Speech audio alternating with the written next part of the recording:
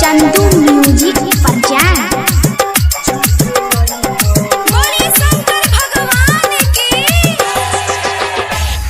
DJ Umesh Sukhipur बाजार।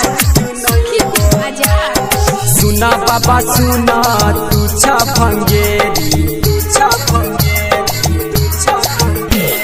सुना बाबा सुना हो तू छफंगेरी भांग पिए छ भोला ढेरी के ढेरी सही सही कही दाना भोला कि बाबा हो झूठ नहीं बोला कि बाबा हो झूठ नहीं बोला कि बाबा हो झूठ नहीं बोला कि बाबा हो झूठ नहीं बोला।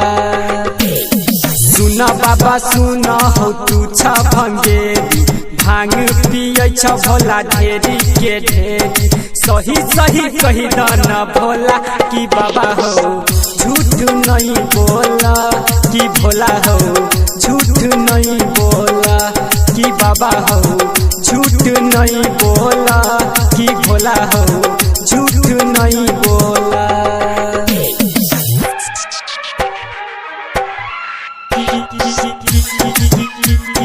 भोला हो झूठ नहीं बोला कि बाबा हो झूठ नहीं बोला। डीजे उमेश सुखीपुर बाजार। मछली रिकॉर्डिंग स्टूडियो खुटौना बाजार।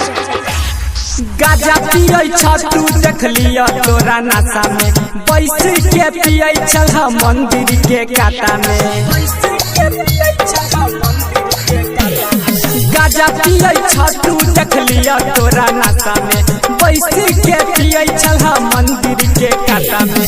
मेवा नहीं मिसरी नहीं खाई छ मलाई भंगिएला करे छ रोजे लड़ाई आब की करब तू बोला कि बाबा हो झूठ नहीं बोला कि भोला हो झूठ नहीं बोला कि बाबा हो झूठ नहीं बोला कि बाबा हो झूठ नहीं बोला।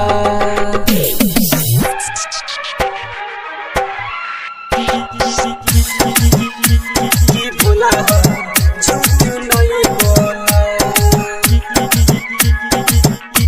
कि बाबा हो झूठ नहीं बोला। डीजे उमेश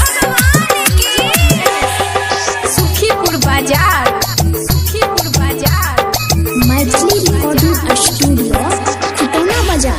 सीना से लागल बाबा अपना बनाई के पूजा करे राइटर वरुण मंदिर में आई के। सीना से लागल बाबा अपना बनाई के पूजा करे राइटर वरुण मंदिर में आई के। परवीन अखिलेश के कर दी हम आप हो हमारे ला बाबा छ तू खास हो भोरे साँझ चढ़ई बजल कि बाबा हो